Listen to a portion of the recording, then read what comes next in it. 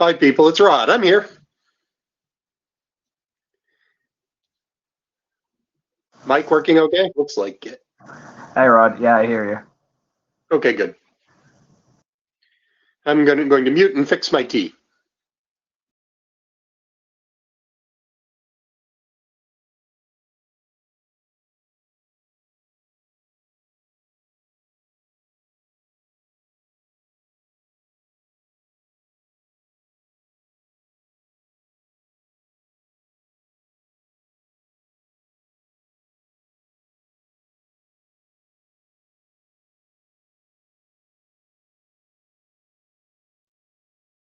Still looking for Jabber Scribe and a Note Taker if anybody wants to volunteer for one of those two positions. Unless Wojtek managed to recruit somebody before I joined. The way I see the list of participants, it's mostly Jabber users, so I might want to wait with that.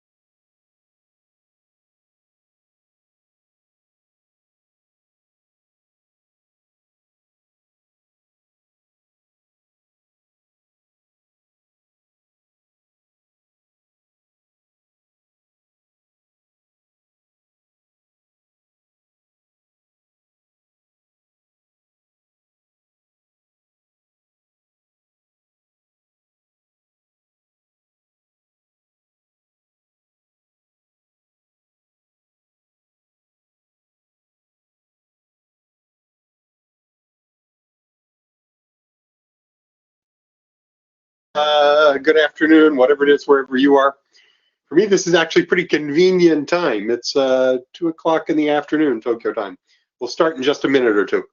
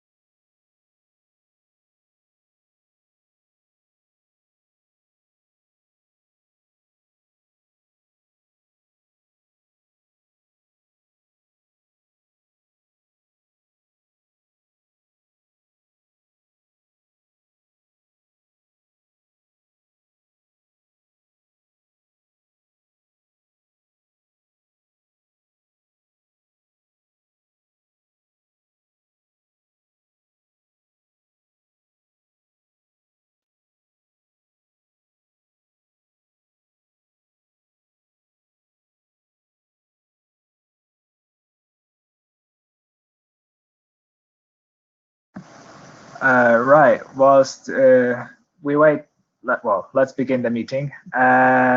Whilst we wait for some people to join, and we'll go through the introductory slides, we are looking for a minute taker and a Jabber scribe. If you would like to volunteer, either join the chat, well, say so in the chat, or let us know via audio.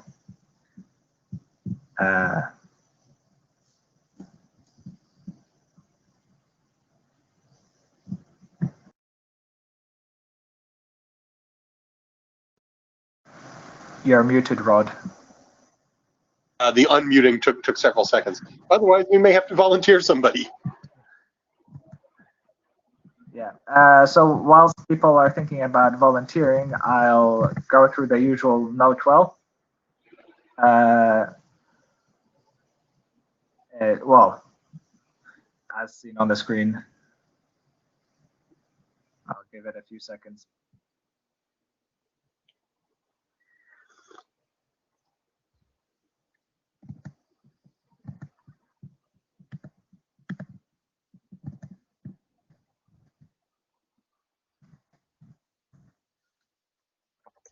A few more seconds for the next slide.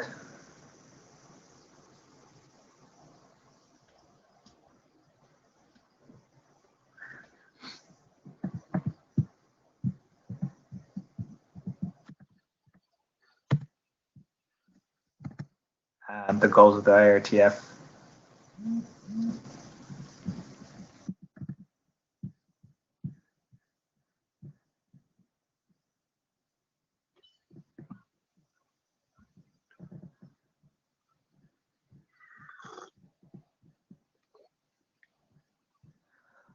All right. So while people are joining, before I start with the rest of the chair slides, we are still looking for a Jabber scribe and a minute taker. Being a Jabber scribe is pretty simple.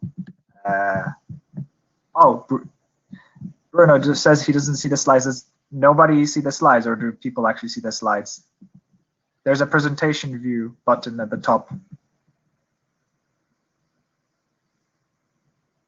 Okay.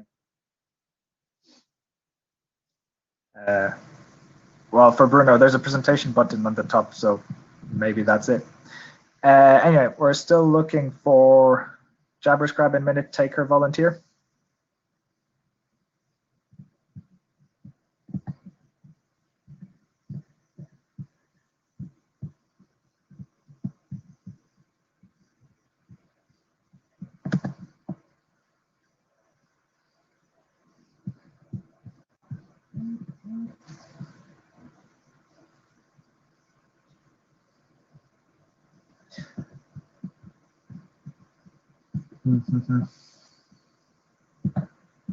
Right. Jabber scribe should be actually fairly straightforward in the online meeting, and minute taking should also hopefully not be too difficult, given that we're actually a fairly spaced out session.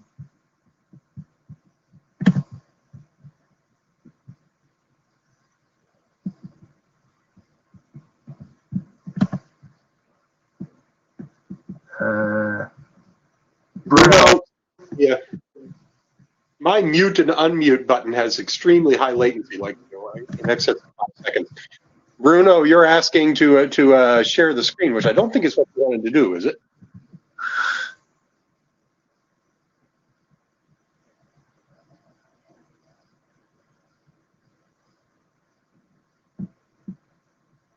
What you wanted to do at the top in the right, there's a series of icons. The leftmost of those is presentation view.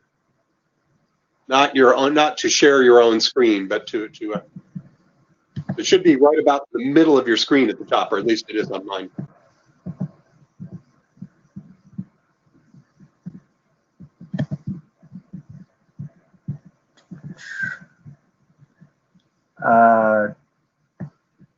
Nobody volunteering for minutes taking? Shota can do it. Shota online. Shota, you want to be the note taker?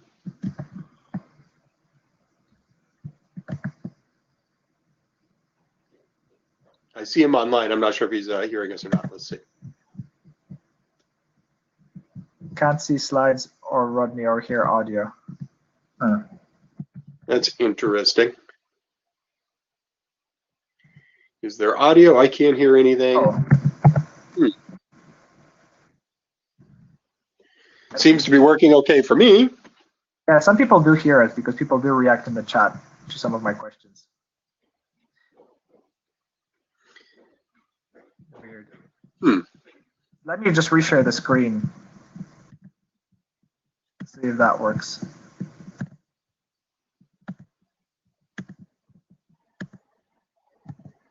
Are the slides visible now?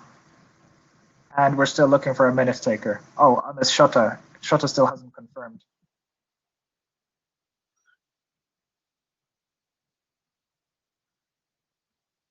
Okay. Bruno says he got it down good.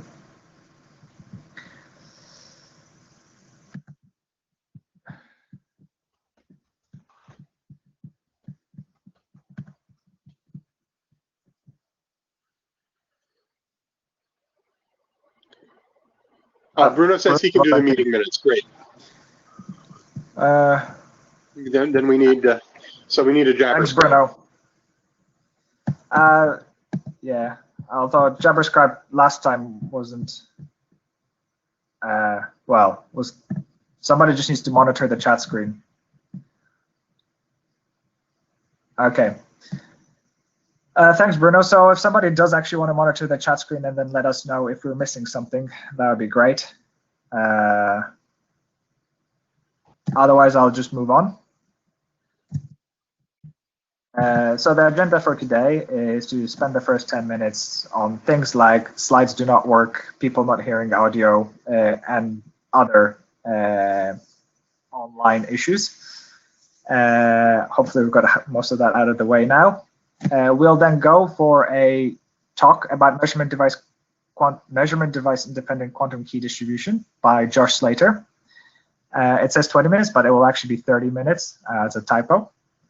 Then Chongeng will talk about the use case draft, and I will talk about the principles draft, and then we'll have an open flow. What's the status of the RG? Shortly after the July meeting, we basically around the time of our July meeting, the Department of Energy in the USA announced the USA blueprint for their quantum internet. And with Colin's encouragement, Rod and I wrote a blog post to promote the QRG activities. The blog post is online, it's on the IETF blog. Links are in the slides. And yeah, it's still online. Well, it's still online, so feel free to share as well. And also, the fact that the USA has announced the blueprint for the quantum internet is quite exciting. It's clearly showing there's momentum in this field. So it's great to see that.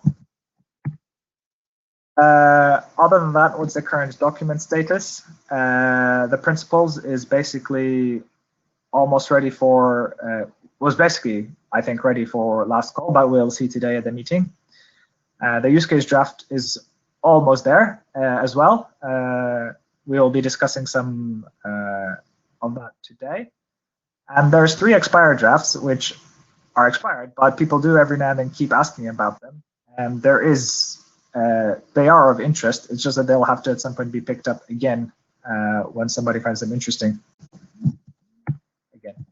Other than that, this is my and Rod's proposal for what we will be doing subsequently, because 2 of the active documents are kind of being wrapped up. So we will rather focus now on education. We'll try to focus mostly on talks like the one that will be coming up from researchers on current topics. We might shift to fewer IETF meetings in favor of more interims, which are just shorter and more about just getting up to speed with what's currently being worked on. Although that is not to say that internet draft RFC work will stop. We can still keep doing that. That's going to still keep happening, and we'll still be meeting at IETF meetings. With that said, Rodney, do you have anything to add to that? Nothing in particular, just my helicopter flying overhead. Okay, so right, so I would like to also introduce our first speaker. Josh, would you like to share your slides whilst I introduce you? So Josh Slater, Dr. Slater, has been doing quantum mechanics for over 15 years now. He started in the area of quantum computing as a quantum algorithm scientist for Canada's D-Wave systems in Vancouver, and then the Institute for Quantum Computing in Waterloo. Afterwards, he decided to head to graduate school and made the switch to the quantum internet. In 2014, he finished his PhD in Calgary, Canada, performing several important experiments in quantum communications, quantum entanglement, quantum repeaters, and quantum cryptography. For example, the first field demonstrations of MDI QKD, which he'll be talking about, Josh led the team of students that built Calgary's 3-node quantum crypto network. And after his PhD, he did a postdoc at the University of Vienna in Austria, where he worked on the interface of quantum sensing and quantum gravity.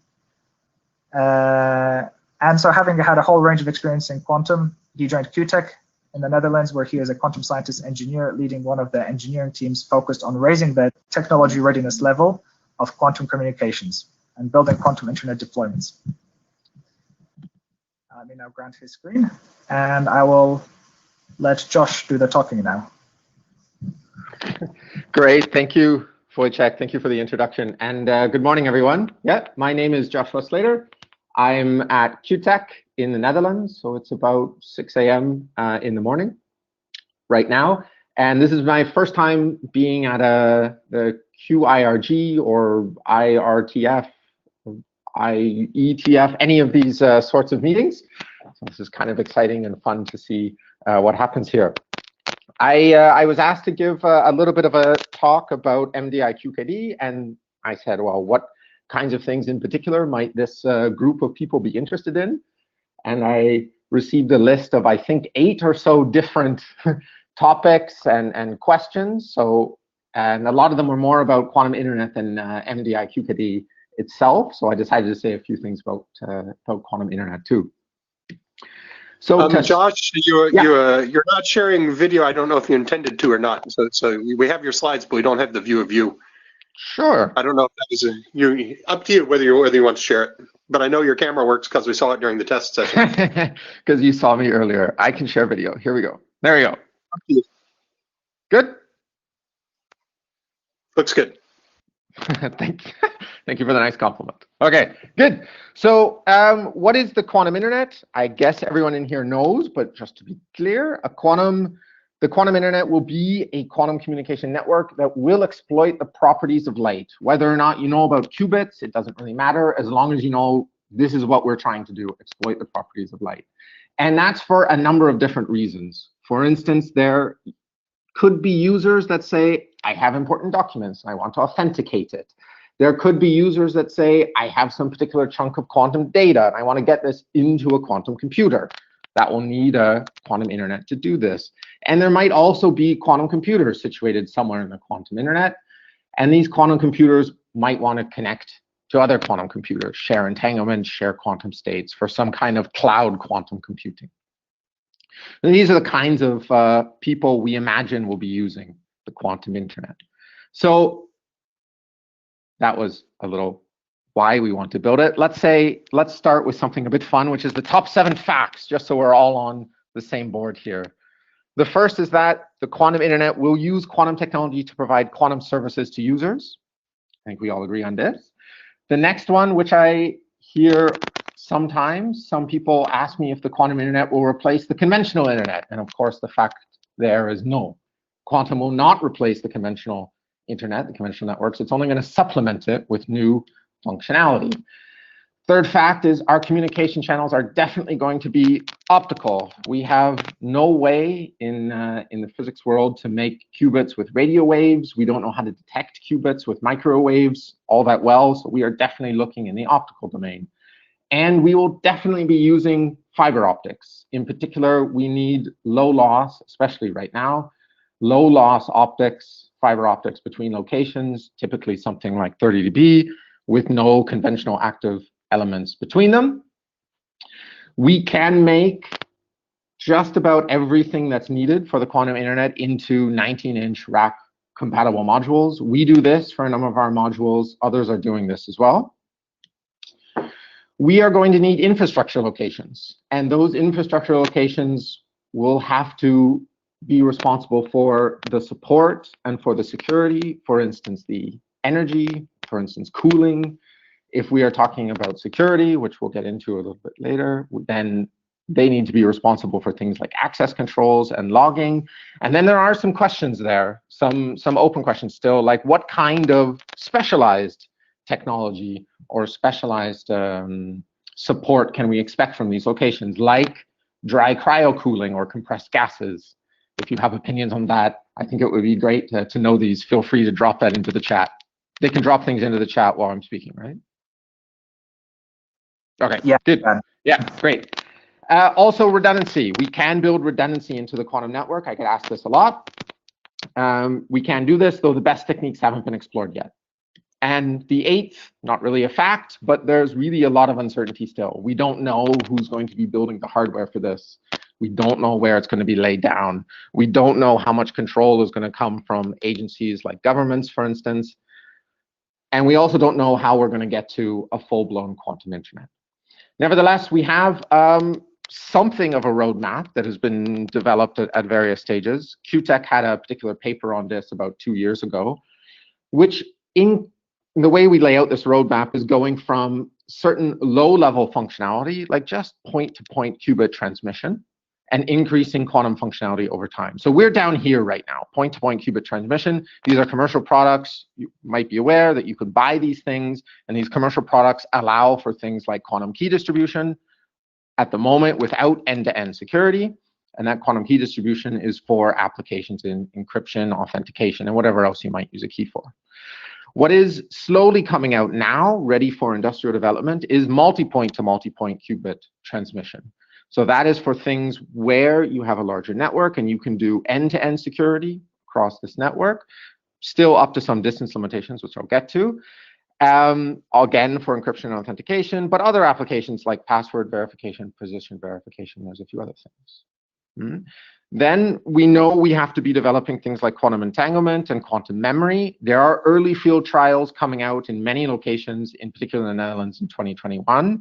And eventually, as quantum computers start to connect to the quantum internet, so there's really a large increase in functionality that physicists, engineers need to provide before we get up to this stage. But once we get up to this stage, just as quantum computers start to arrive, we start to gain access to things like blind quantum computing in the cloud, which will be a big application. That's where you can do processing, quantum processing in particular, without the actual quantum computer knowing what it is you're trying to process. All right, but there's a bit of a gap here, as you can see, which means we're kind of ready to roll out these things, but it's going to be some time before we hit up to more general purpose quantum internet. And so what we imagine is going to be happening is there's going to be two kind of distinct but similar types of quantum internets that are developed. The first one is quantum key distribution networks, which has end-to-end distribution of conventional crypto keys via quantum key distribution. There is some limited distance, limited quantum distance, and thus we need trusted nodes to forward information along. But we can largely do this with today's technology. And then later, and how much later is definitely an open question right now, there's going to be this second, the quantum information network with end-to-end distribution of entanglement for things like conventional crypto keys, but also running these algorithms on quantum computers. When we get there, when we have quantum repeaters, we'll be at unlimited distance, but right now we're still at very early field trials. Yeah? Quantum networks are emerging worldwide. To what extent this is everyone is aware of this, I don't know. As I said, there are commercial boxes available from companies in Switzerland, South Korea, China, and the UK. You can buy these things. They generally work up to 100 kilometers maximum, and thus they need, again, these trusted nodes. China has launched their QKD trusted satellite. It also distributes entanglement at very low rates. And they've been building this 2,000 kilometer network using multi-hop trusted nodes. That's going from Shanghai down here up to Beijing. It looks like a very nice long line, but it's actually composed of many individual trusted node hops along the way. Yeah. There are companies in the United States like Quantum Exchange also building 20 mile, I always want to say kilometers there, 20 mile long links between New York and New Jersey. And in Europe, we have organizations like the Quantum Internet Alliance or KIA. There's the Open QKD Consortium building testbed networks in various locations around Europe. And also in Europe, there's the Quantum Communication Infrastructure Initiative, or sometimes referred to as EuroQCI. A lot of people involved there. So people are building. I heard Wojciech talk about how there's a use case document. So I guess people are aware of the kind of applications that we're talking about, usually along the lines of secure data connection between two buildings. At QTech, this is our plans for the next about 3 years, the little quantum internet that we're going to be laying down. We're right now working on the Delft to the Hague link, with some of the hardware should be rolling out onto this link later this month or in December. And just to say, so QTech itself is a mission-driven institute, and our mission is to develop scalable prototypes of quantum internet with local quantum processors enable quantum communication. So we're more than just a research institute, and that's why we are specifically tasked with building setups like this. Yeah? It's always nice to say something about your home institute. This is actually the campus of TU Delft. This was our very first, let's say, quantum internet deployment, where we had one user or node over here in the QTech buildings, and one user node, I think this is about 800 meters away, if I remember correctly, down in another building, and a central node provider over here in engineering. This was used for the first time ever demonstrating entanglement in an irrefutably proven way, no loopholes or anything like this. You can read about this in the 2015 paper. Yeah. And this is what we're working on right now. So that's the Hague to Delft link. We're going to have a central provider over here in another town. It's called Rijswijk. This is done in conjunction with KPN. Like I said, we should be deploying hardware in 2020. Just to give you an idea, this is what the hardware that's going into the end nodes here in Delft and in the Hague look like. They are 19-inch rack-mounted boxes all made by QTech, and inside is a combination of our own off-the-shelf optics and our own custom electronics and software. And then later in 2020, probably near the end of 2021, later in 2021, these end nodes are going to be upgraded to some quantum repeater prototypes. Yeah? Good. So I told you a little bit about QTech. I was then asked about MDI QKD in particular. So I want to spend a little bit of time in saying just some general things about quantum key distribution boxes, what they look like and what they do, before I tell you about MDI QKD and hopefully convince you that it's a good protocol to consider. And then if there's still time, I say a little bit about quantum key distribution networks. What might they look like? What might they do? So QKD, in a nutshell, QKD, it will involve, say, something like transmitting devices and receiving devices to transmit and receive optical qubits over standard fiber. This is going to happen. These qubits will be detected immediately at some kind of receiving station to create quantum data, and this quantum data can be processed, post-processed into cryptographic keys. And the key thing is that any eavesdropping on the qubits or on the signals on that optical fiber network the qubits travel over will be detectable by the QKD devices. And then this QKD can be used by things like classical symmetric encryptors and decryptors for secure data communication. Can also be used in other things like authenticating documents or authenticating messages in general. Yeah. But what's in the box? So there's more than just sending qubits, of course. All our boxes will have a qubit channel. Yeah? So boxes that send out qubits into the network to be received. But these qubit channels perform best on dark fiber. So they only operate up to some distance limit or loss limit, let's say 20 to 30 dBs typically. And while we can make them coexisting with, say, WDM channels or conventional signals, any of these signals will decrease the performance and the operational distance of our QKD boxes. We, in general, will also need a quantum control channel for some, let's say, quantum physics control of certain hardware elements. There are things like lasers inside of these boxes that need to be frequency locked or stabilized. There are, that's the most important one, let's say. And so we will need something like our own quantum control plane for exchanging data. And again, we can mix this WDM with the qubits. That will decrease performance. So it is generally better if it runs on its own fiber.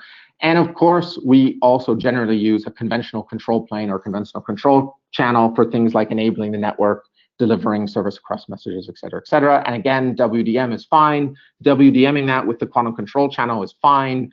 So we can mix these together without problems, but it's generally good to keep the qubit channel separate. Yeah?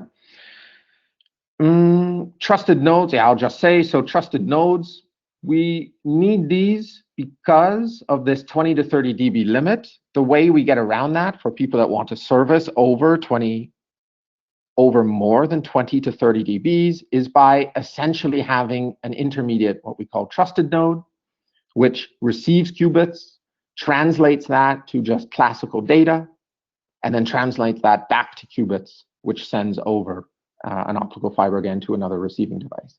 And what that means is that if you're using this trusted nodes for things like QKD or the exchange of cryptographic key, what that means is that your cryptographic key is visible for some time at this interface, at that trusted node. And so if you have many of these trusted nodes, well, you need to trust every single one along the path, and this could be a problem. But at the moment, that's the best we have for solving this distance limitation. Yeah. Another, or the first, let's say, big question that many of us in the field have been asking is, what exactly is the service we should try offering with QKD boxes? There are a few things that we often talk about. One is the idea of just offering people pure quantum hardware boxes. So we supply basically only transmitting boxes, receiving boxes, and we say, we can provide quantum secure keys via our boxes, but you're responsible for whatever you do with the keys, all the security hardware, the security software around the boxes. You're responsible for the fiber. This is one way we could go. There are talks about interfacing with particular software and hardware security providers so that we provide the actual application hardware as well. So we provide the encryption, we supply our quantum boxes and also things like encryptors, but still say, okay, user, you're responsible for the boxes, you own the boxes, you're responsible for the network, you run the network, but look, we supply all the hardware. And there's also talks with various organizations about maybe the best way forward is we actually offer managed services or something, operate something like an MSP, and we provide the entire secure communication network.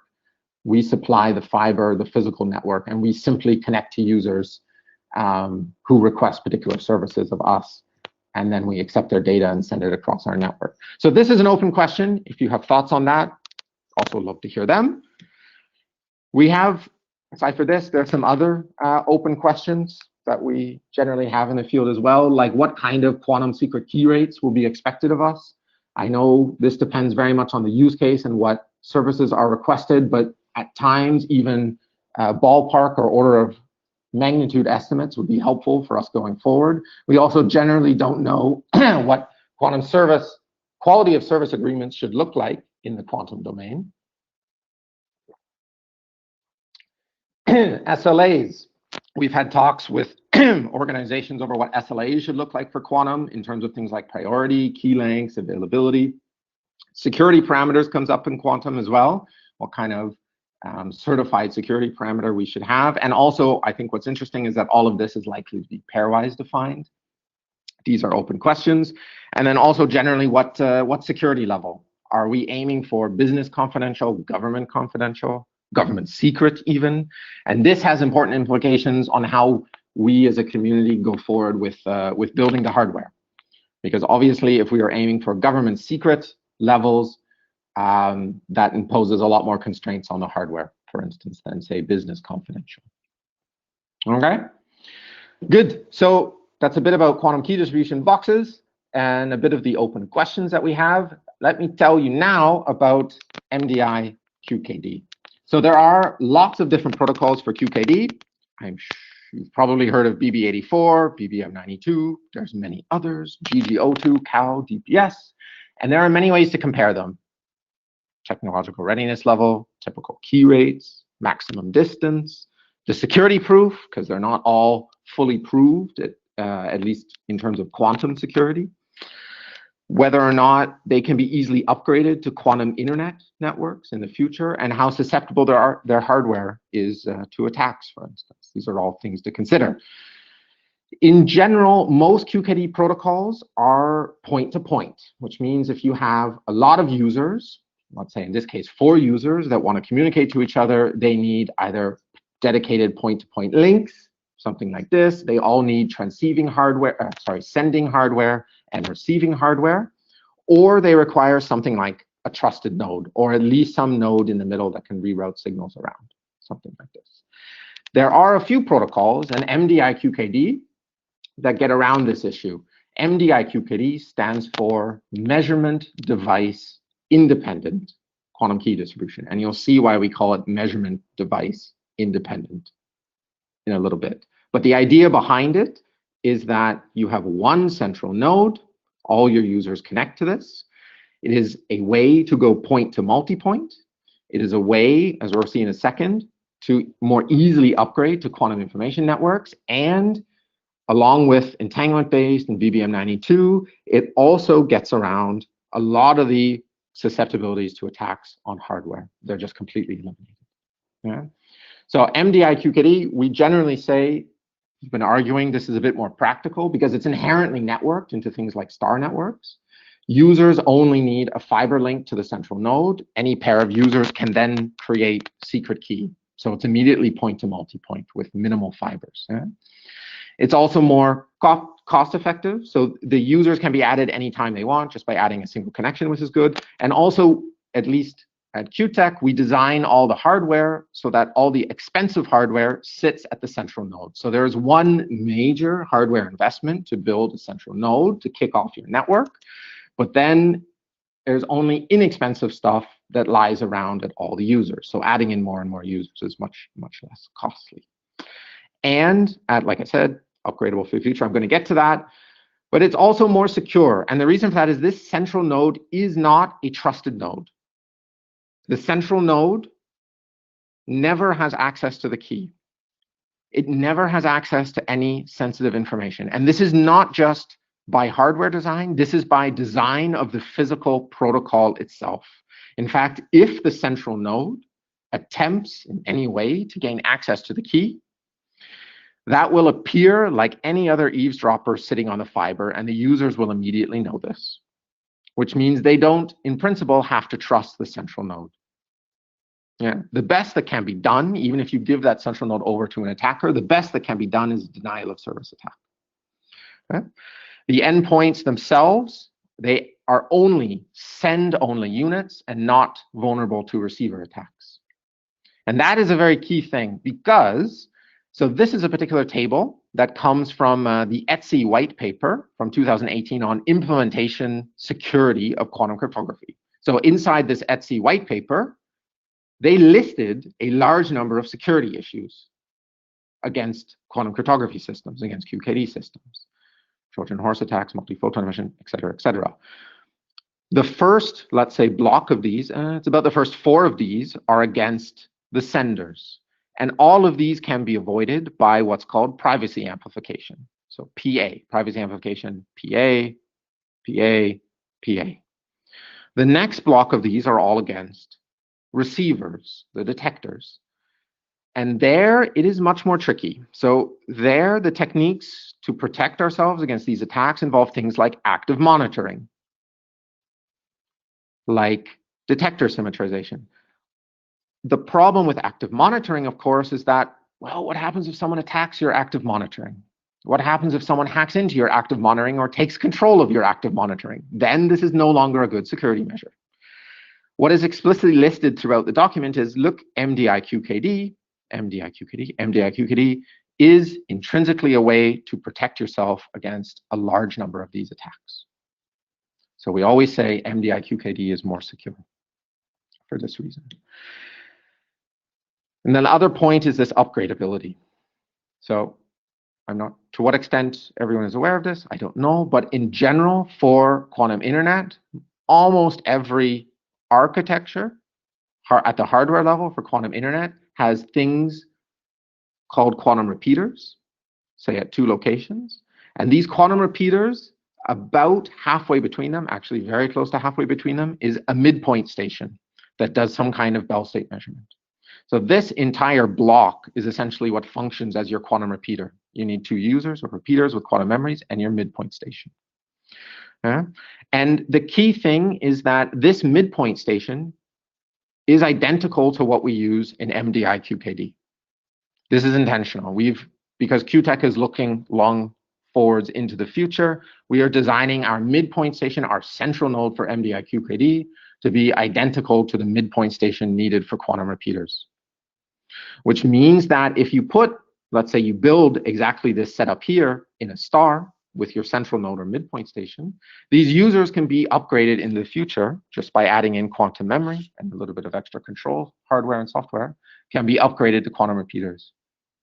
And that's exactly what we're going to be doing in the Dutch quantum network in 2021. After we build this section with MDI QKD, we will be throwing in some quantum memories to upgrade it to quantum repeaters. Yeah. So what I also like to say and argue a lot is that it is important, especially given how much money is likely to be needed to build the quantum internet, it is important that we consider the longer end goal, that we want full quantum internet with entanglement distribution. And we consider how we build even QKD networks now such that we can easily upgrade them in the future to entanglement distribution quantum information networks. We know things like we know midpoint stations are going to be needed. This is almost a certainty. And we know that we know from simulations, from analytic work, that asymmetric links, so if this midpoint station is closer to one side than the other, that already degrades performance quite quickly as this starts to become asymmetric. So laying down QKD networks, midpoint stations, and symmetric links will do a lot going forward into the future. Good. Okay, I'm going to skip over all these this last section with all these nice graphs, but I just wanted to say there are some other open questions which maybe would be interesting to people in the room, like whether or not we should, I said at the start that all our quantum internet systems and quantum cryptography systems work better over dark fiber, but whether we should immediately be thinking about WDM multiplexing, we don't know which is the right direction to go. Should we optimize fiber use essentially with multiplexing or optimize the quantum performance? We don't know. Point-to-point, is point-to-point sufficient, say in the short to medium term, or should we go point-to-multipoint very quickly with the early networks, these test beds that are being built around Europe? It's a question there. To what extent are trusted nodes allowed? They're certainly going to be required in some situations. If anyone says we want a QKD network spanning 800 kilometers, well, we know we need trusted nodes there. But if your network is only to span 100 kilometers, 200 kilometers, well, should we avoid trusted nodes? Anyway, it's likely that users and governments will decide this, but this certainly plays a role on how we build, because protection measures are going to be needed everywhere. We have questions. We talk about questions in terms of enrollment. How do we get more people into an existing quantum network? We want to avoid things like vendor lock-in, so I guess we need some standards at some point. Should we allow anyone to connect? There's going to be exchanges at some point, IXs, but in the quantum domain. Should we allow anyone to connect to them? How should we deal with, say, networks that connect to these exchanges that start acting suspicious? And what do we do about lawful interception? There's a real question there. If we're going to say that we're offering a secure network, an unconditionally secure network with unbreakable communication, what happens when we actually have to break it? We don't know. These are open questions still. Good. So just a couple takeaways. The quantum internet, it's going to start with quantum key distribution for now, and full quantum internet will come later. This will take time. I think it is likely to be 15 to 20 years. Probably people have been saying that forever, but 15 to 20 years until we really get to full quantum internet. Our QTEX, the Dutch quantum network, we are starting up next month and upgrading to repeaters early next year. We will have a test bed. We have a project called Quantum Q&E, Quantum Network Experience, where people can log in and use the network. That will come online at some point as well. Yeah. There are many open questions that, as physicists, we just don't know how to deal with, like what service to offer, WDMs, trusted nodes, network management, for instance. There are many QKD protocols. I will say again, at QTech, we like MDI QKD because of its better security, its upgradability, and we believe cost scaling. And I strongly believe we should be designing the physical topology for these networks now so that we can easily roll out quantum information networks when they come about. Right. If you want more information, this paper here in Science from 2018, this laid out the QTech roadmap for quantum internet.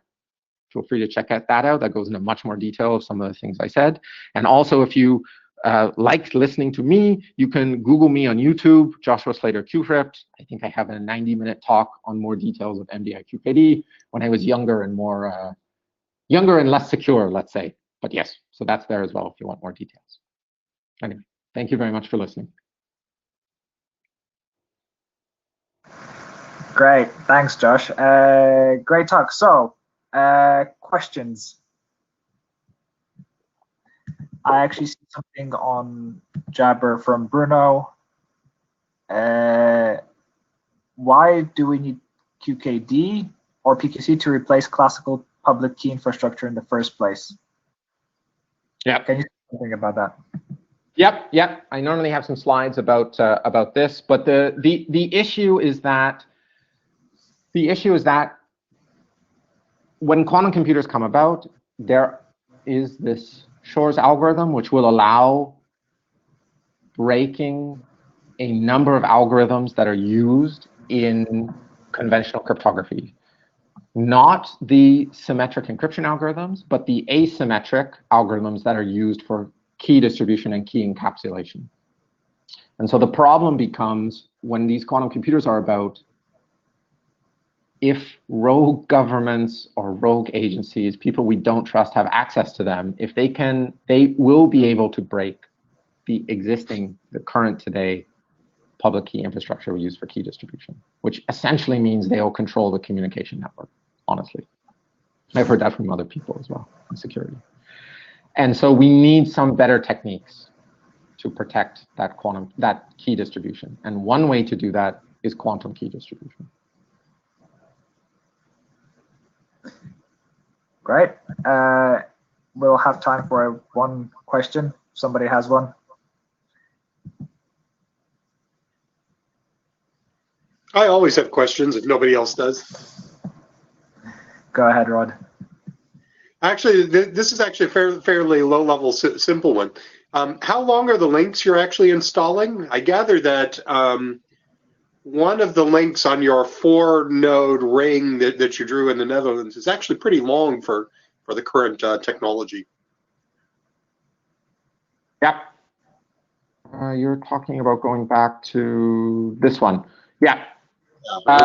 Yeah. So this link here. So okay. So we actually don't have the fibers yet for any of the links other than the first one. So the distance that this will be or the loss that this will be, we don't know at the moment. Yeah. But at least this first link, Delft to The Hague. So this covers 20 dB. So it's, I mean, yeah, I say 20 dB because, of course, fiber that's in the ground is never a straight line. And of course, there are many connection points along the way that add in extra loss. So we at least know that this link is 20 dB. Yeah, our expectation is this one will also be 20 dB, and then these ones will more likely be longer, more loss. Yes, but we'll see. Thanks. Yep. Okay, great. So thanks, Josh. But whilst we switch over to the next site, which is Chonggang with his slides, if anybody has a question whilst we switch over, feel free to ask it. I'll stop your screen share, Josh.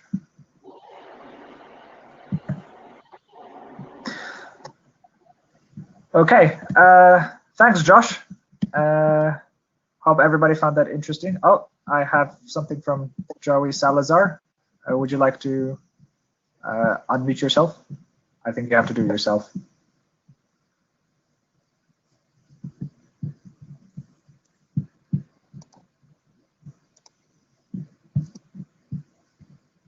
I can't hear you, Joey.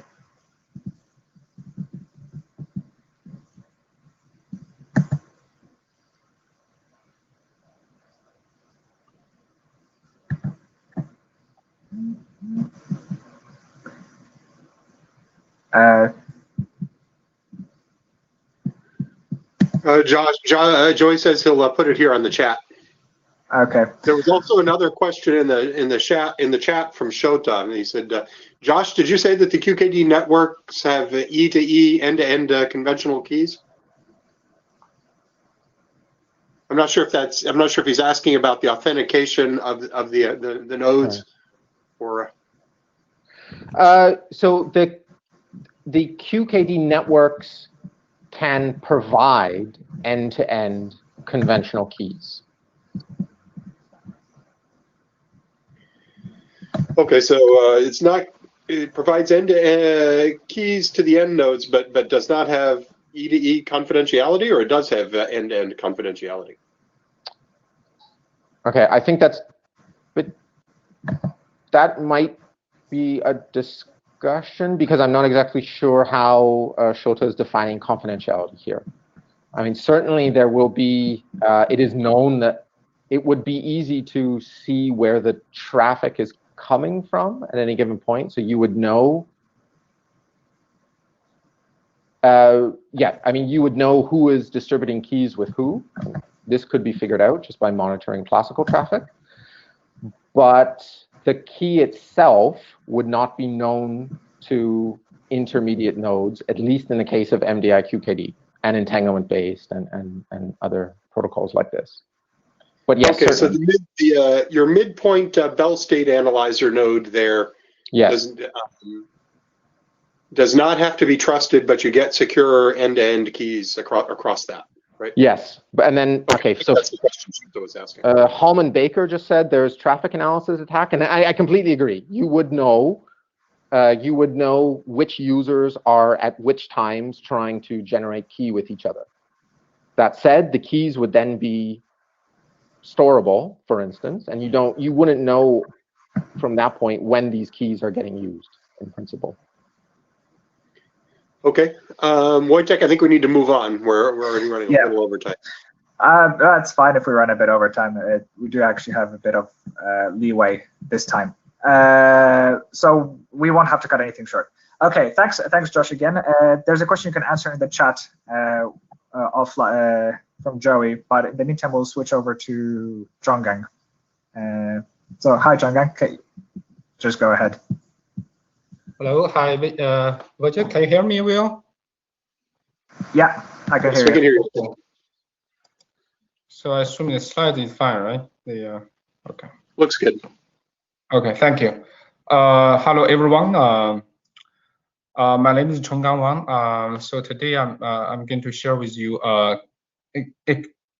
kind of a short presentation about the status and also the recent updates to our applications and use cases for quantum internet document. So basically want to share with you our major updates after last meeting. So we need a background. Hello? Sorry. Do you know that you're not sharing video? Oh, let me try. I'm sorry. If you don't want to, that's fine. But yeah. I guess I forgot. Let me try. Send video. Woohoo. There you go. Yeah, there you go. That showed up. Okay. Okay. Thank you. Yes. Let me come back. All right. That looks good. Okay. Thanks. Yeah. Thanks. So kind of just a recap. The little bit background about the current version 03. So basically, back in May, this document has been accepted as a research group document. And then in July, IETF meeting, last meeting, we presented the version 01, and then received quite a few good comments and feedback. And after that, we generated version 02 to address those comments we received from IETF 108. And also this version 02 has been shared through the email reflector and also received some comments, especially comments from Patrick and Ojik. So the current version 03 is kind of, if we compare to the version 01, we have presented in last IETF meeting, and the next slide will show you what's the major updates we did after last IETF meeting. So we kind of reorganized the section 6, which is about the general requirements. We split this section into two parts. 6.1 is the background, and 6.2 is the requirements. In addition to that, based on the feedback from last meeting, we added a new paragraph about the management-related requirements as a part of this 6.2, trying to see from the if we have the quantum internet in future, we need to manage and coordinate the quantum resources either for a quantum node or for the whole quantum internet. And the quantum resource could be the quantum memory and the quantum qubits, and also could be the quantum collection being established among two quantum nodes. That's the part we added from management perspective. There is a requirement. And then we also, based on the feedback from last meeting, we added the two paragraphs in section 9, security consideration, basically to discuss the privacy related issues. Although one of our use cases applications is about the privacy preservation, like the blind quantum computing. Some terminology we also kind of, based on the email discussion, in order to avoid any confusion and make the terminology more consistent with the principal documents, we replaced the quantum subnetwork with the quantum network, just called quantum network. Again, there are some editorial changes throughout the whole document just to increase readability. I didn't put it over here in the slides. I saw that we already have discussed in the email, but overall, the three types of application or use cases being described in this document is one is based on the QKD. We describe the secure communications based on quantum K distribution. The second application we call it blind quantum computing. The third one is the distributed quantum computing. That's kind of three applications being included in this document. So next step, these slides kind of I put over get these slides like before the last Friday, and after that I received some very good feedback comments from Logitech. So I think the next step is going to address the comments from Logitech, and also if there are some further more comments, feedback from the team QIRG here, we would like to continue to address those comments, feedback to improve the document furthermore. That's our goal. So I think that's kind of, I don't know if I need to show the content of this, the recent document or not, but I would like to hear any kind of question or feedback from you. This is the last slide of my presentation.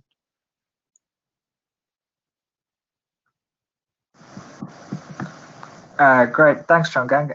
Are there any questions from the floor first?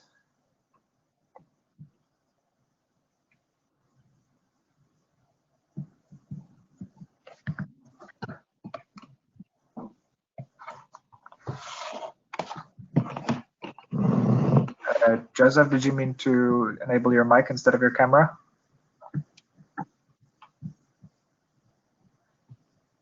Yeah, Joseph, here.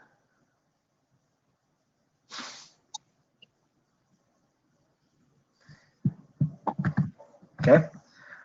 If there are no questions at the moment, I have actually a question. So I wrote that email on Friday, and I don't know.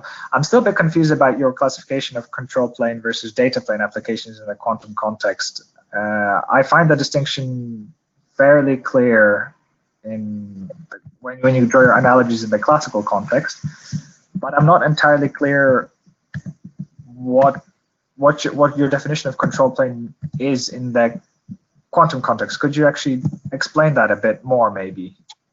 Okay, sure. Thank you, Logitech. Maybe I show that table. I'm sorry. I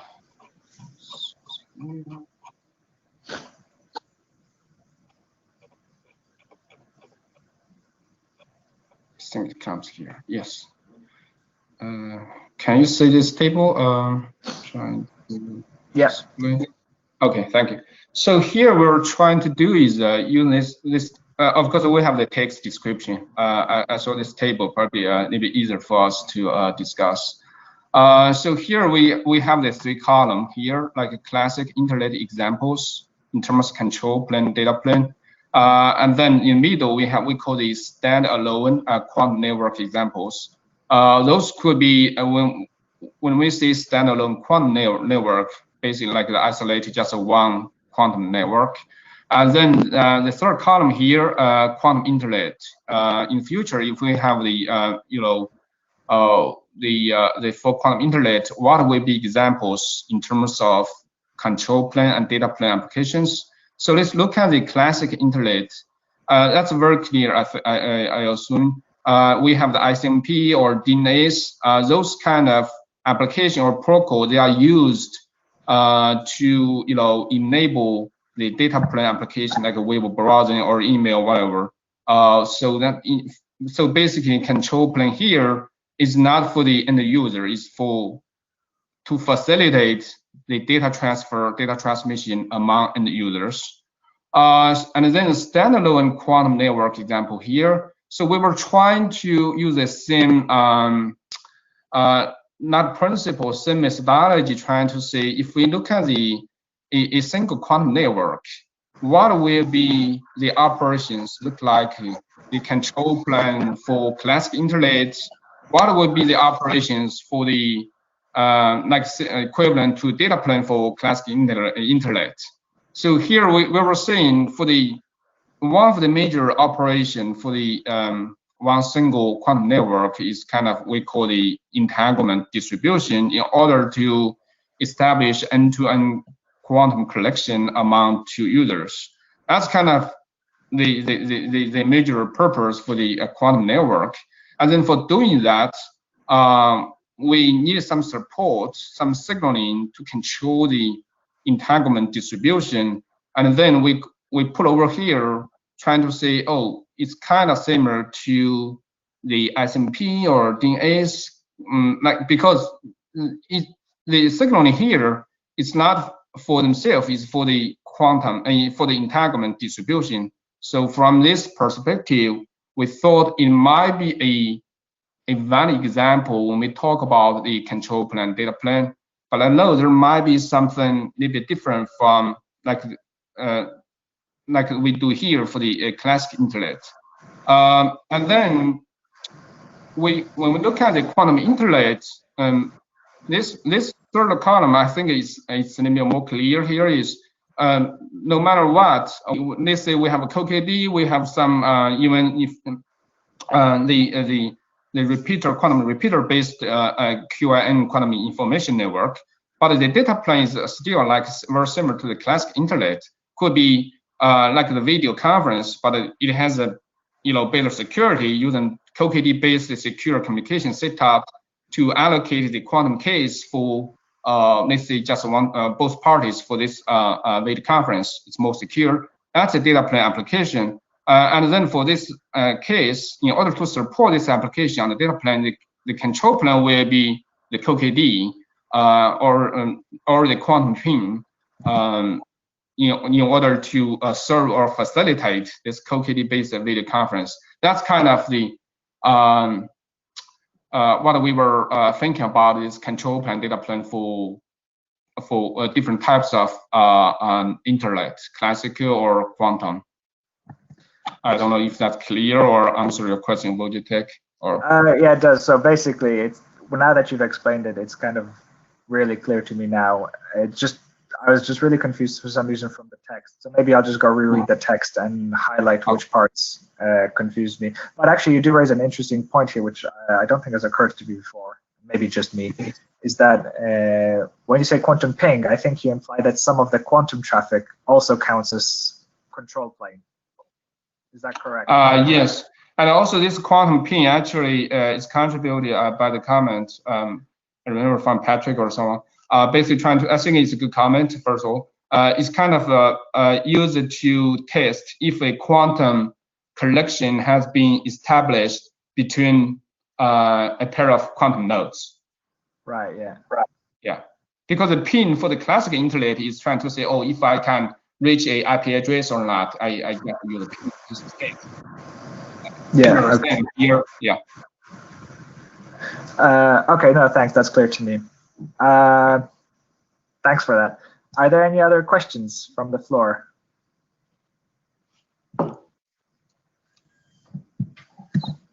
Something in the chat. This question might not be completely appropriate, but I was wondering, document for guiding the layman rather than a quantum expert. Also, should the distributed quantum computing section include an example of enhancement gained from distributed quantum computing? I don't know if I, sorry if I fully captured that or not. Could you? It's in the chat as well. It's also in the chat. If you just move to the chat window, the question might be easier that way. Okay, thank you. Let me see.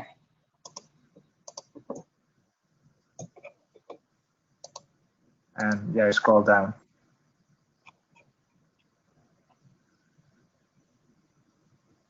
This one, right? Yeah. Please. I'm wondering if the God is going to forget layman. Also, should the distributed quantum section include example of the enhancement gained from I think this has two questions. For the first one, I think there might be two relevant purposes here. One is to it could be as a good document for the laymen who are interested in this field, but they are kind of challenged for them to dive into the details immediately, and then instead of that, they can read over this use case document, trying to get a high level information like the what quantum inter application will look like. I think that this document could serve that purpose. Relevant, and in addition to that is, I think even for this QIRG, it's more like when we do like in the presentation from the Logitech, we have the principal documents, and also there were 3 documents being expired, but people also are interested in that. I think this use case document could be a good input and a complementary document for later on when we standardize or we do detailed document about different quantum internet, making them like the quantum collection establishment and so on. That's my answer for the first question, but I think probably Chairs Rod and the Logitech could have more insights for this question, the goal of this use case document. But that's my response. The second part, should the distributed quantum computing section include an example of enhancements gained from distributed quantum computing? I think second question, if I understood correctly, ask us to show some benefits or what we can get out of this if we use distributed quantum computing. I think it's a good question. I think somewhere we put some benefits in the document described by using distributed quantum computing, which kind of new features could be enabled by it. But I will double check. And then anyway, we are going to have a next version 04. So I will double check and keep in mind this second part. Yeah. I don't know if I answered your question, Michelle, or not. I think I just have something to add to the last part. I think so. There are examples in your document. I think it kind of relates to the feedback I also wrote on the email on Friday. That actually, I think, with a bit more detail, it might be a bit clearer as well. Okay. Yeah, we'll do that. And also for the document, it's probably on its own, not for the layman, but in conjunction, as Chonggang said, in conjunction with the principles document. Then, yeah. I think it'll be good for should be good for the networking expert, not complete layman to networking. Mm-hmm. There's a question on the chat from Joey Salazar. If you scroll down a bit, or also from Rodney, but I don't know, Rodney, did you have your question answered or? Not yet. Can you hear me? Okay. Yes, for the TCP, I think the think packet, I personally would consider it as a control plane. But you know, TCP itself is a protocol. It's very hard to say it's a control plane protocol or a data plane protocol. I think at least that part compared to the segment or packet from the user, I think that from that perspective, I would like to say it's for the control purpose. Yeah. Okay, so in conjunction with that, I'm not sure why the third and fourth columns are actually separate. Why is there a standalone quantum network example and a quantum internet example? Why is the distinction of control plane versus data plane different for the 2 types of networks? So like these 2 columns, right? Yeah, we could merge them together. Here, the original idea here is trying to say, if we have a standalone quantum network, it's not really starting to support large-scale quantum application yet. And then, what will be the major operations for this standalone quantum network? We thought that could help us to understand the full operations from a small-scale quantum network, and then we move to the large-scale quantum internet, which has full-blown features to support like QKD-based or some other quantum feature-based applications. But if you think it's better to have just like classic interlate and a quantum interlate. We could merge the third column and the second column.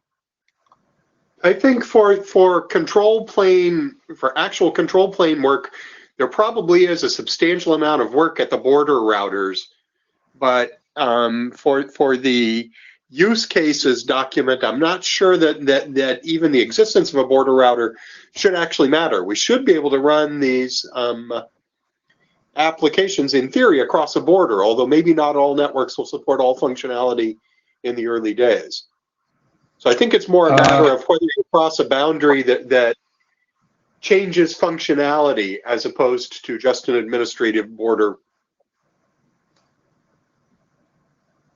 Yes, I think that's valid. That's valid from the use case perspective. I think that's valid. We kind of not to touch like the structure or the term you use, border router related or dependent. So maybe the better way is just to maybe for this table just has two column, classic interlate and a quantum interlate. That's my current opinion, but I should probably reread this and think about it a little bit more. But that's my current opinion, that they should be merged. Okay. Yeah. It's now 9 after. We have 31 minutes remaining, I think, if I'm looking at the clock. No, it's full 2 hours. We have 2 hours for the whole meeting. Oh, we have full 2 hours? We go to the top of the hour? Okay, then we have plenty of time. I was thinking this was 100. No, so I'm going to address, so at the end, Chonggang asked a question is whether the document's ready for group last call. I'd say it needs at least one iteration, but obviously open to the rest of the group and Rodney. I would agree it needs a little bit more too, and I should probably provide the same kind of feedback that Wojtek did, but I haven't done that yet. But I think it's shaping up quite well, and it'll be a useful addition. I do too. I think this is going to be a very useful document. Yeah, we will be very happy to receive further comments from Ronnie and from the team, and we'll be updating the document based on the recent comments and the questions people just asked during this meeting. Yeah. There's a hand raised from Philip Hallam Baker, if they still want to ask it. Yeah, actually, I just want to make a comment on the security considerations. I think it's important to frame things correctly. And what you have here is not cryptography. It is transmission security, which is a separate field from cryptography. And presenting this as the solution to quantum computing's attack on PKI, I don't think is particularly useful for two reasons. First, Kerberos is quantum resistant. You know, we've got a 45-year-old system that is actually a key distribution system that is resistant to quantum cryptanalysis. The second reason is that communication security is what the field is able to do today. You know, if you look at the breaches that are happening today, they're not communications breaches. You know, TLS is taking care of that, IPsec to a lesser extent. The problem that we have is securing data at rest. And none of what I'm seeing here is presenting me with tools that's going to secure data at rest. So it's interesting work, and I think there's a valid use case for a quantum internet, but framing it in terms of you're going to solve the problems of the security world, I don't think is helpful. Can you point to specific places in the document where you think that language needs to be updated? Well, it comes in the security considerations part, which, you know, I'm a security guy, so that's the part that I read first. But it's also, you know, it's trying to present this as, you know, I mean, the thing is that the word transmission security doesn't appear in the document, but security is used repeatedly. And also from the previous presentation. I think it's an unhelpful way of framing things. I think it's important that we get the framing right, because what you've got here is basically the killer version of transmission security. And quantum is really, really good for that and will surpass anything like frequency hopping or whatever. And within the the limitations that people who go for transmission security today, it's probably even easier to deploy than some of the other techniques. But presenting it in terms of this is a replacement for PKI, I think really is a bad strategy. This conversation probably becomes long, but do you think PKI or PQC does that actually protect data that's at rest, or is that also transmission security? There are techniques that are being developed that are looking at data at rest, specifically my work, which is threshold key infrastructure. So yeah, I mean, like, PKI isn't ideal for data at rest. You need to extend it a bit by splitting up the keys, but it's still PKI. It's PKI on steroids. Sorry, what did you call yours? The not threshold fragmentation. Key infrastructure. Threshold.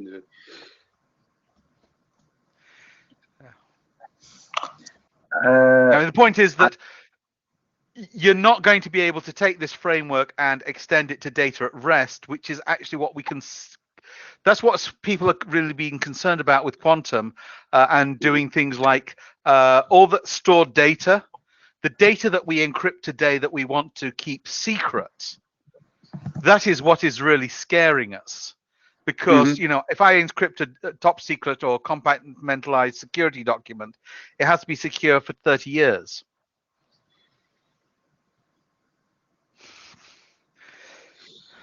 I understand what you're saying. I'm not sure yet if I agree that the document actually needs updating. It does talk about secure communication setup. Well, it's a question of being clear about the types of security that you're providing. So you're providing transmission security. Right. You're providing transmission security. You're providing confidentiality. We'd have to look into the traffic analysis issue. It's not clear to me that you don't provide any traffic analysis control, but we'd have to look at that. Thanks for those comments, Philip. Those would be very useful also on the mailing list, so that others could process them in their own time. I will. I think that would be greatly valued as well. So if you can also write that on an email summarizing what the comments you made so that they could be acted upon, that would be very good. Okay, I'll do that. Thanks a lot. We'll have to move on now. So I'll hand over to Rodney to chair because I'm presenting next. All right, I think that the last or next to last agenda item other than open mic is Wojtek's architecture principles for a quantum internet talk. Wojtek, you want to go ahead and share your slides? Chonggang, you can turn off your video if you want. You can leave it on if you want. Let's see. I think we put 20 minutes on the agenda for this, didn't we? Yeah. But we have about 40 minutes left in the session, so if it runs long, that's okay. Although we probably do want to reserve some time for an open mic at the end. This draft also should be pretty close to ready to go for at least the RG last call before it goes to IRSG. So we should be starting to look at things in the final level of detail, including wordsmithing and things like that, I think. Okay, Wojtek, I'm going to turn my camera off. When you see me pop my camera back up, that means you've been talking for about 18 minutes. Great, thanks. So we've been working on this document now for almost a year and a half now, I guess. So as a recap, the document I'm talking about is Architectural Principles of a Quantum Internet. Link below, it's on the data tracker, as usual. It's been worked on since IETF 104 in Prague back in 2019. And the key motivation of this document is to, basically, we have a charter point to create an architectural framework delineating network node roles and definitions, to build a common vocabulary as the first step towards a quantum network architecture. And that was the motivation for which I first actually submitted the first draft. And also, it's also educational to a large extent, and I think in the end it will become that more as well. And because it's a great start, I want it to be a great starting point for people with no quantum background, and I think it'd be a very useful document for the rest of the IETF and IRTF community if it can fulfill that goal. Just FYI, the document is on GitHub. It's basically just as an update, that's where all the changes are tracked, and I only update the data tracker before the meeting so that there's an official data tracker update. But I will generally just update GitHub in between. Except that if it's approaching near completion, that will be not happening as often. I wanted to actually do a bit of also, I guess, showing off like what I've seen. The document has actually been cited. Well, it's been cited primarily by people affiliated to the authors or the authors themselves, but I found two papers that are actually citing the internet draft that were not affiliated to any of the authors. So I found that actually quite interesting, given that this document was not written or presented at academic conferences to be cited. So it's actually also a good argument to actually expedite publishing it as an RFC, given that internet drafts are not a permanent record. And also, just like from my own conversations with other people, I often actually share this document to networking people as a quick introduction, and they often like it. So, well, as I point out, it's obviously a biased sample, but I hope actually it does serve the same purpose for other people who have a much stronger networking background than they do have a quantum background. Anyway, to the actual core material, what are the changes since last meeting? I added a control plane and two data plane subsection to kind of explain our distinction between classical and quantum data plane, as well as what did we define as the control plane. But as was pointed out, and based on also on our previous conversation in this meeting, is it needs kind of alignment with the use case document so that we're all consistent on what's defined as the control plane and what are the data planes we're talking about. I added a note based on some feedback on the mailing list that passive optical elements are allowed, and that's actually quite important for going forward with a network architecture, because it kind of emphasizes the fact that we can switch entanglement over short distances without quantum repeaters, as long as we do not use active optical elements. But that's obviously then you're bound still by the distance over which you can transmit photons without loss, as Josh mentioned in his talk. I also added some additional clarifications and a point that was kind of long, I've been kind of putting off for a really long time, which is adding references to academic literature. They're now all added. So hopefully the document is, apart from just a slight attempt to synchronize the use case draft with this in terms of control plane, it should be complete. So essentially, as a question, is the draft ready for our RG last call? And that's kind of it for me. Not much in terms of presenting. The rest is for questions and people trying to get any last clarifications before we move on with official steps for last call stuff. All right, I didn't have to wait until 18 minutes to pop my camera back up. Questions, comments, complaints, criticisms?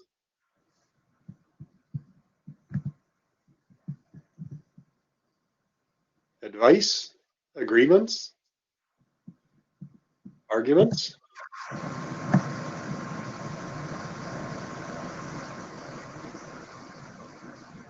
Someone unmuted.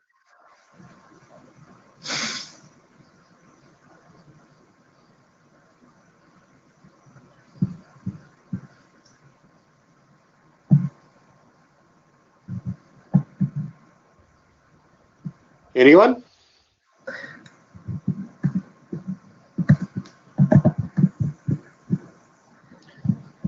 All right, Wojtek, I actually have a comment or two, mostly sort of small ones. I went back through my list of comments that I sent back in February compared to this. Yeah. And I know we went through some of these on the mailing list, but I don't remember the status of everything, each individual concept or each individual point that I had brought up. Did we end up with discussion of the first, second, and third generation networks in this? Yes. It's basically Shota's contribution to the document. Oh yes, I remember that. Which section is that? It's under error management. Under I believe. error management. There should be something like that.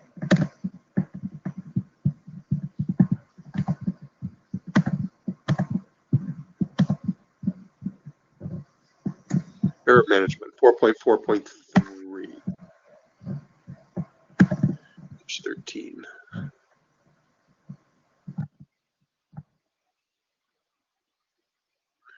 Quantum error correction. I'm trying to load it so I can also share the screen with others, but it's going very slow on my end. The couple of paragraphs that are here are fine, but it doesn't really. Well, yes, it does. Yeah, first generation, second generation, third generation. It's here. Error management schemes. Okay. Okay. The other specific one I had was actually kind of minor wordsmithing stuff. I didn't particularly like having tomorrow in the title of one of the subsections. You talked about support for tomorrow's applications. In 10 years or 20 years or 30 years, what counts as tomorrow? Kind of like tomorrow's vague. But yeah, that can be modified. There's a suggestion on the mailing list. Happy to change that.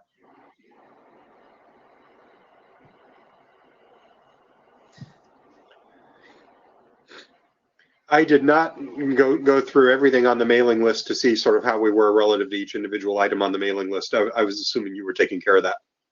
Yeah. I kept track of all that. I think I've addressed all the issues.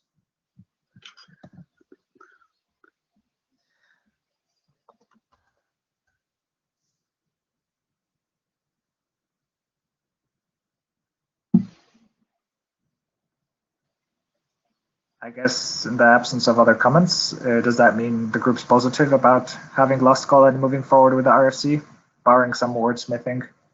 And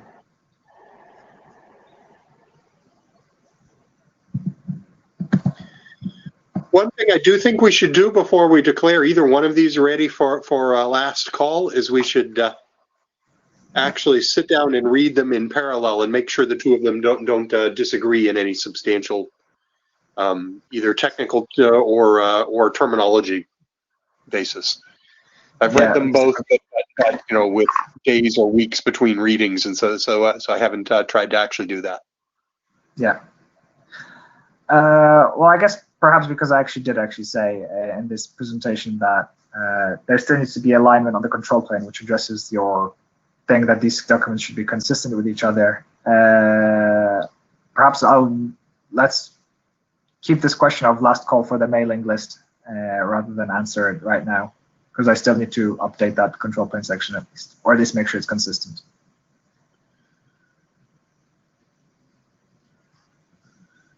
I do want to give it one final complete end-to-end read before I'm ready to sign off on it. Sure. But that's on me as both an author and as the chair.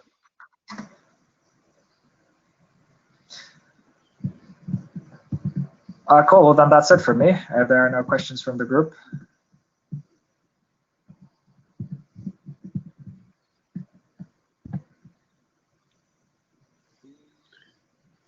Anyone else?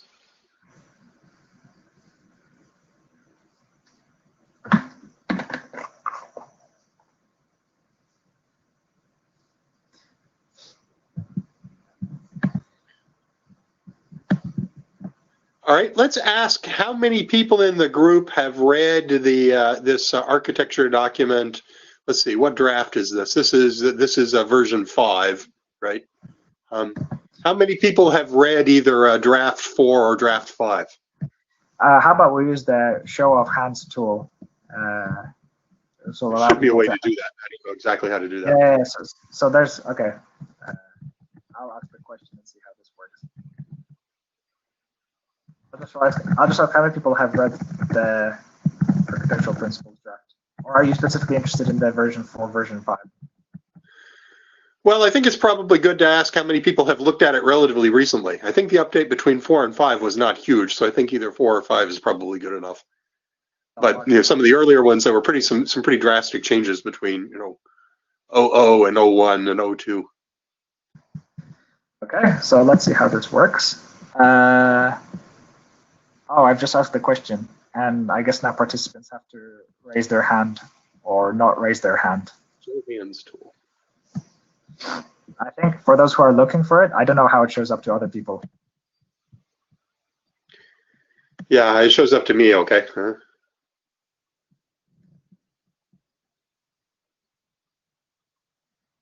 So I guess if we at least for at least half, or at least until it converges, stabilizes. For those looking for it, I assume it's on the left show of hands. I don't know how it actually shows up for other people. Yeah, I think it showed up differently for me because I'm chair too, but it showed up on his participants chat, and then raise your hand was the leftmost in the panel with the participants and chat window. Directly below the raise your hand, join the queue button. Well, looks like a dozen people have actually read it. That's actually pretty good, I think, recently. Yeah.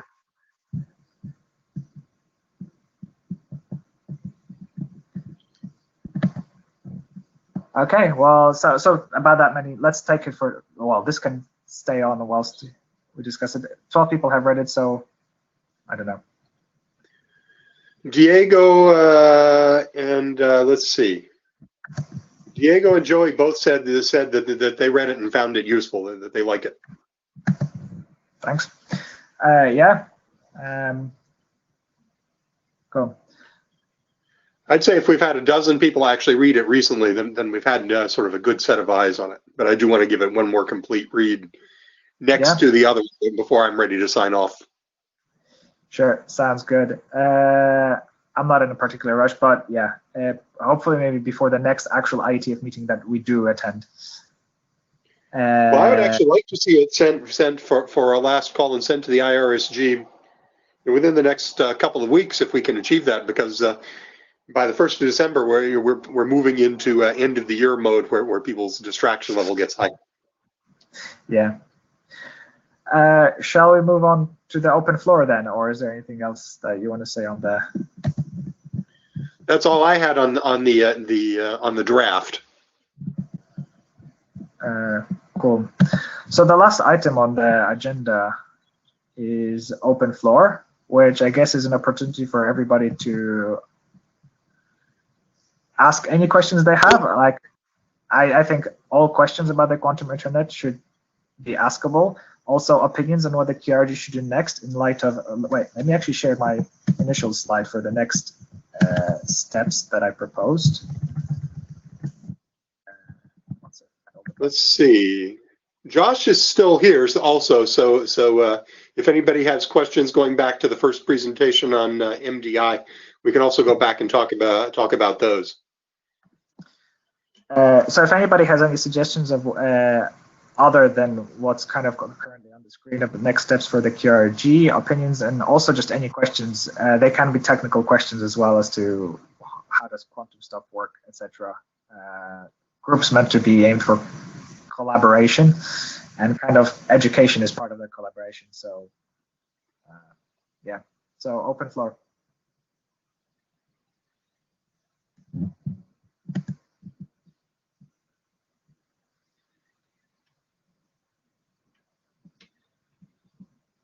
Hi, Colin.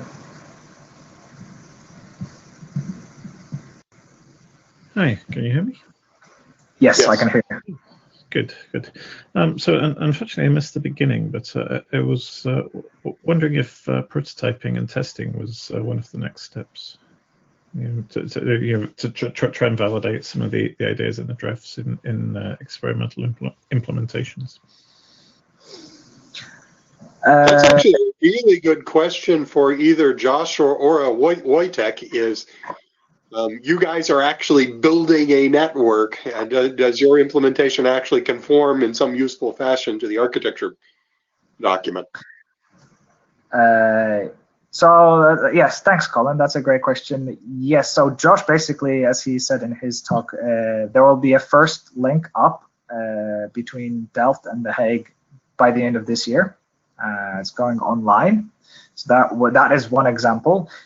More practically, in terms of how something that directly feeds off from QRG work, then yes, next year. So Josh also mentioned that next year we're upgrading to quantum repeaters. And yes, the protocols we are implementing over there are inspired by all the discussions that have been happening here. I recently uploaded to the archive an article of the network layer protocol that we will be implementing on the actual setup, for example. And there's also a link layer protocol that has already previously been published. Essentially, all of, especially the network layer work feeds off our discussions in the QRG, and we are going to be running actual tests and prototyping of that early next year, and we will be publishing that soon. And there, as Josh also mentioned, there will be QNE, Quantum Network Experience, which will be a web front end for people to actually run their own quantum distributed applications on top of an experimental network at some point next year, hopefully. So yes, that's a good point to raise. We'll keep people updated and posted about all of that. I'm posting a link in the chat to Wojtek's recent paper draft there. Yeah, it will be good to get some implementation results, experiment reports in the group as well. Yeah, we'll have some very soon. And Josh clearly knows enough to speak the networking lingo. So Josh is definitely a keeper. We want him around as much as we can get him. Thank you very much, Ronnie. That's nice to hear. Thank you.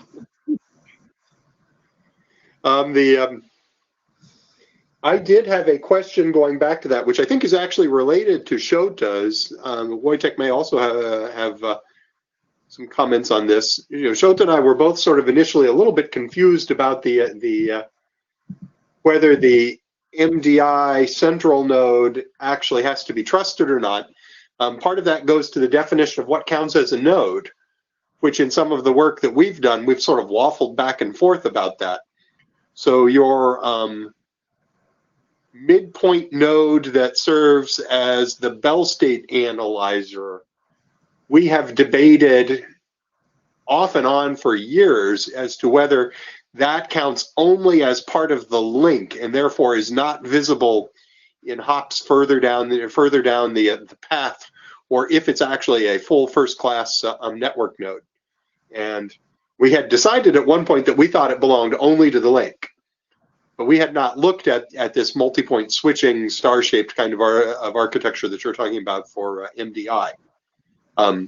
More recently, for some of the work that we've been doing on graph state quantum repeaters, which we haven't published yet, we have decided that the Bell state analyzers need to actually be pretty sophisticated and need to participate in the end-to-end communications. So our opinion on whether those are nodes or whether they're nodes that are visible at the network level or whether they're just part of the link, our own opinion about that has changed in the last year or so. I don't know if either of you wants to comment on that. Right, so you're saying the midpoint should be active participant in the network now? Or is it more explicit?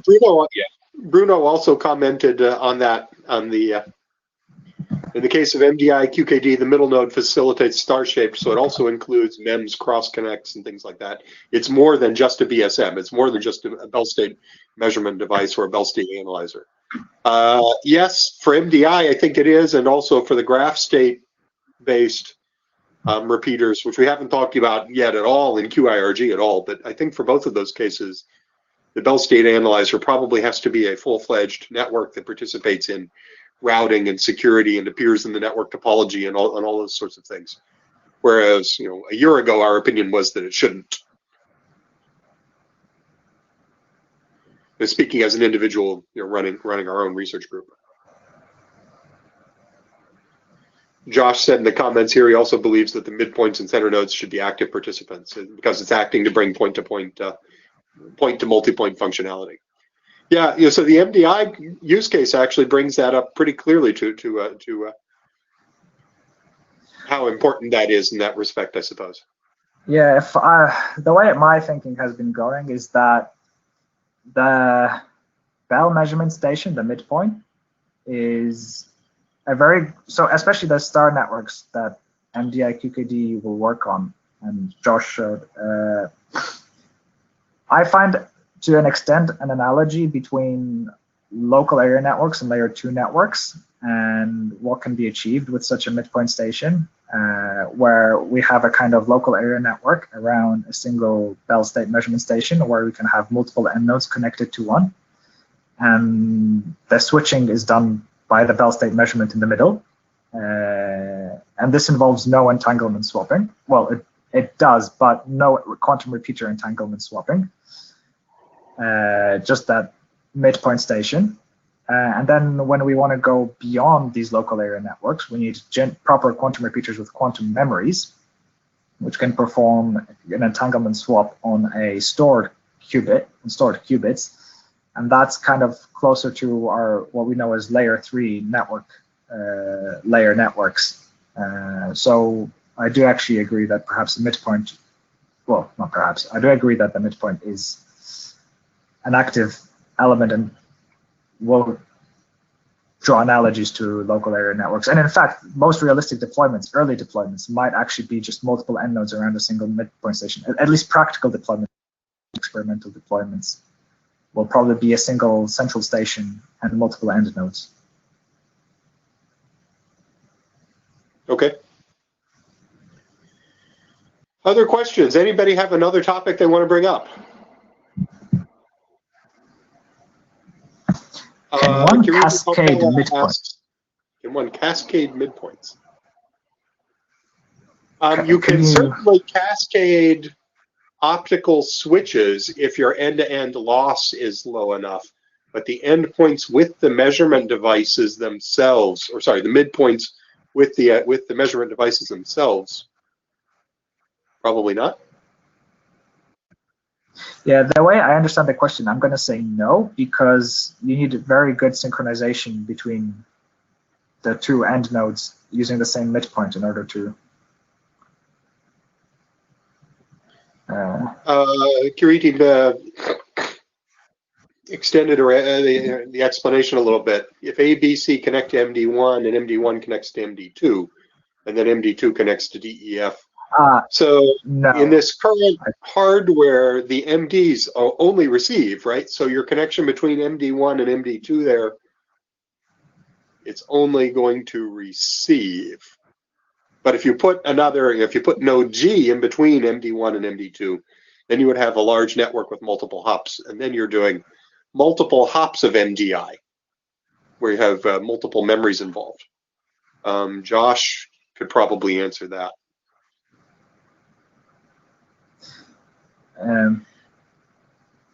But yeah, Bruno says, yeah. Bruno says you need quantum repeaters to do multi-hop MDI QKD, which that certainly agrees with my my understanding. At which point, at that point, you're doing entanglement-based QKD, maybe like the Eckert protocol, the E91 protocol, rather than pure MDI. And at that point, you are doing end-to-end, but you also have to be able to generate end-to-end entanglement, which is still the hard part.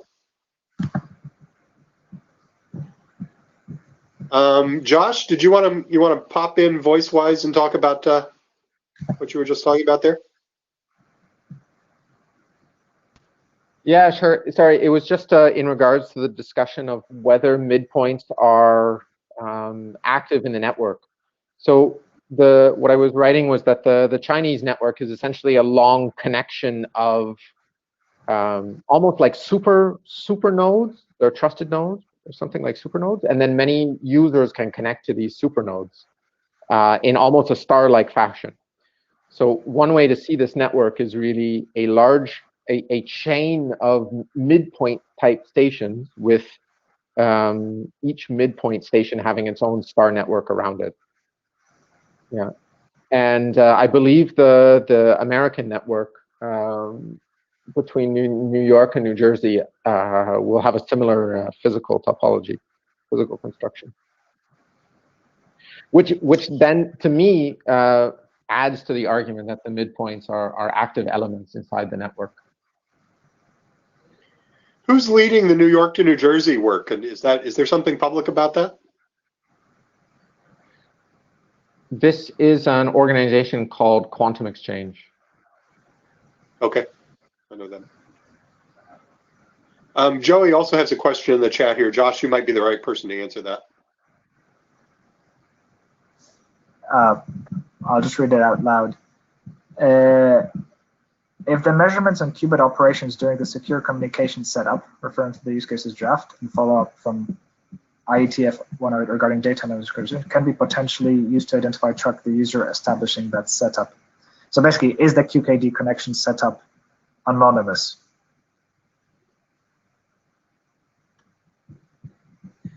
I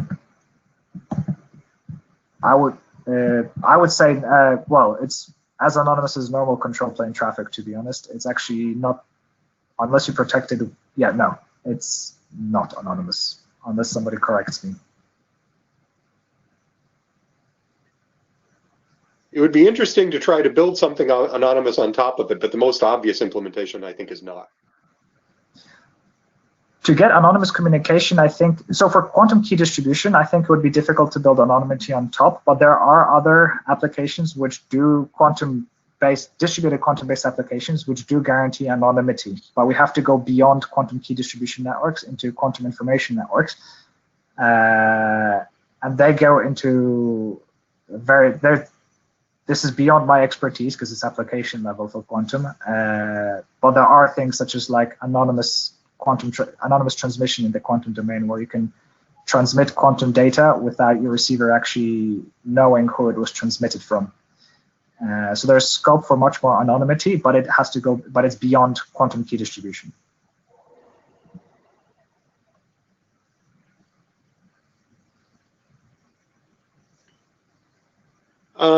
Before we get to the last couple of minutes here, let's see, is Colin still here?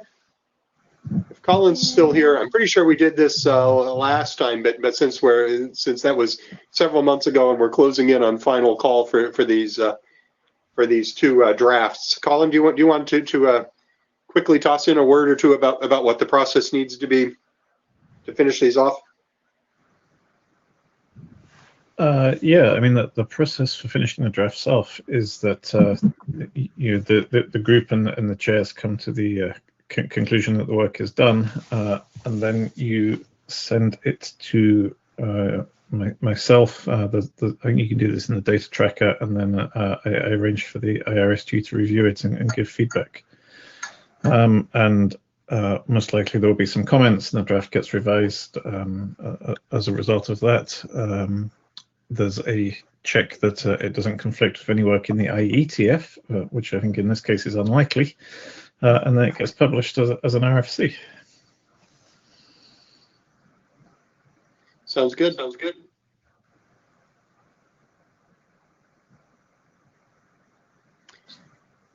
Any other comments or questions? We've got about 10 minutes left if we want to use it, or we can give people an extra 10 minutes to break before their next session.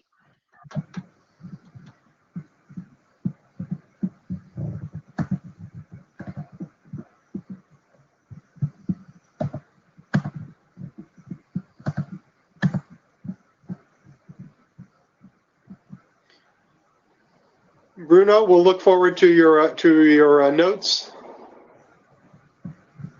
Yeah, thanks for the minute taking.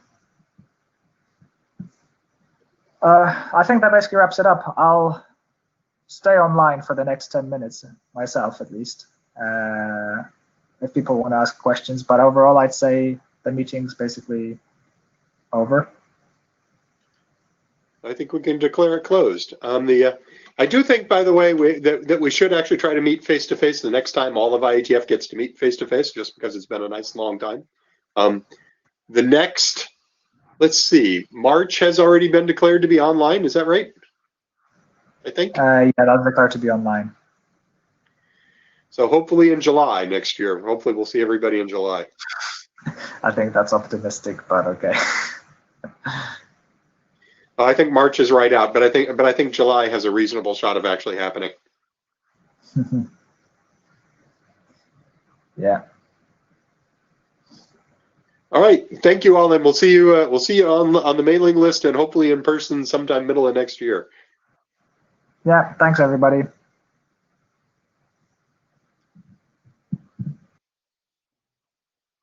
Thanks, Wojtek. Yeah, thanks, Rod. And thanks, Colin and Josh, and everybody who contributed. Bye, all. I'm stepping out. Bye.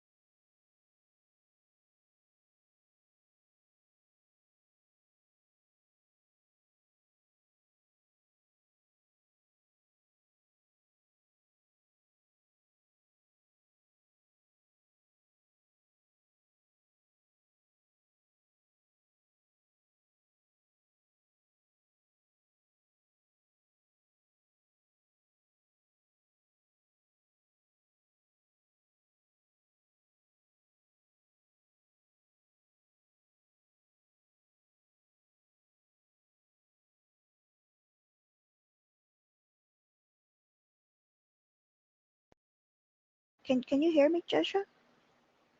Still no? I can hear you.